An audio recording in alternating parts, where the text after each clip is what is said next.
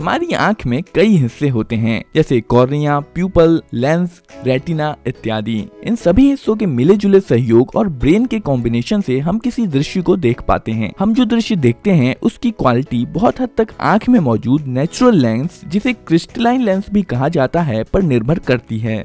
ये ट्रांसपेरेंट और flexible lens capsular bag के अंदर और कॉर्निया के पीछे रहता है और इसके चारों तरफ जोनुलर फाइबर जुड़े रहते हैं जो इसे अपनी पोजीशन पर बनाए रखते हैं। यह लेंस बाहर से आती हुई लाइट को रेटिना पर फोकस करने का काम करता है और जब लाइट बिना किसी रुकावट के इस लेंस से पास होकर रेटिना पे फोकस हो जाती है, तब हमें कोई भी वस्तु स्पष्ट रूप से दिखाई पड़ती है। कभी कभी वृद्धावस्था में क्रिस्टलाइन लेंस धुंधला और दुधिया रंग का हो जाता है और लाइट के रास्ते में रुकावट पैदा कर देता है। इस स्थिति को कैटरैक्ट यानी कि मोतियाबिंद कहते हैं। मोतियाबिंद में आदमी को आंशिक या पूरी तरह से दिखना बंद हो सकता है। मोतियाबिंद सही करने का एकमात्र कारगर तरीका है कि खराब हो चुके नेचुरल लेंस को हटाकर एक ट्रांसपेरेंट आर्टिफिशियल लेंस लगाया जाए। इस आर्टिफिशियल लेंस को इंट्राओकुलर लेंस इम्प्लांट कहा जाता है और इसे सर्जरी करके नेचुरल लेंस की जगह पर लगाया जाता है। कैटरैक्ट सर्जरी दुनिया की सबसे सुरक्षित और सबसे ज्यादा की जाने वाली सर्जरीज में से एक है।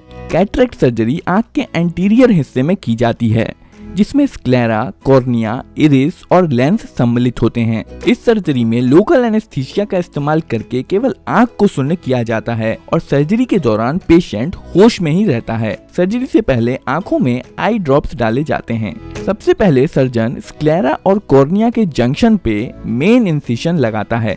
बाद में इसी इंसिशन से आर्टिफिशियल लेंस को अंदर डाला जाएगा। इसके बाद छोटे 1 या 2 कट और लगाए जाते हैं, जिसके माध्यम से कुछ और सर्जिकल इंस्ट्रूमेंट्स अंदर डाले जाते हैं। इसके बाद सर्जन एक जेल जैसा ट्रांसपेरेंट पदार्थ, जिसे ऑप्थेल्मिक विस्को सर्जिकल डिवाइस कहा जाता है, आंख के एंटीरियर चैम्बर में डाल देता है। ये पदार्थ आंख के अंदरूनी ढांचों को बचाता है और खाली जगह बनाता है, जहाँ सर्जन सर्जिकल टूल्स का इस्तेमाल करके ऑपरेशन कर सके।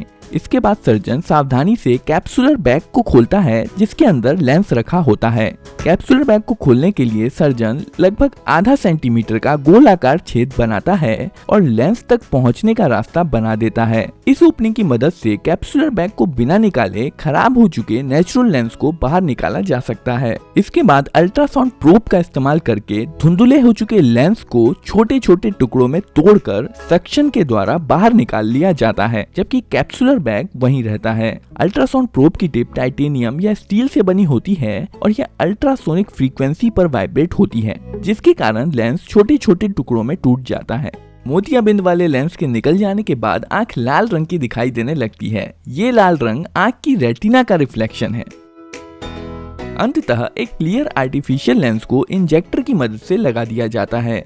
ये आर्टिफिशियल लेंस धीरे से कैप्सुलर बैग के अंदर खुल जाता है और नेचुरल लेंस की जगह ले लेता है। आर्टिफिशियल लेंस आंख के बीच में फिक्स रहता है और ना ही यह महसूस होता है और ना ही दिखाई देता है। सर्जरी के दौरान जो आंख में इंसिशन लगाए जाते हैं वो अपने आप ही बंद हो जाते हैं।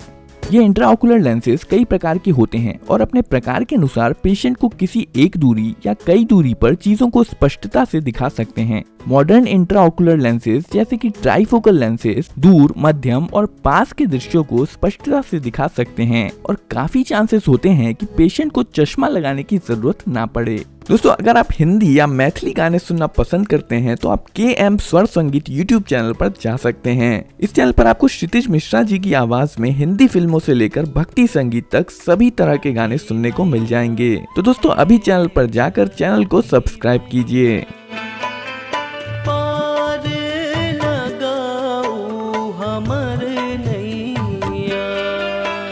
तो ये आपको कैसी लगी कमेंट करके जरूर बताइए और वीडियो को लाइक, चैनल को सब्सक्राइब जरूर कर दीजिए।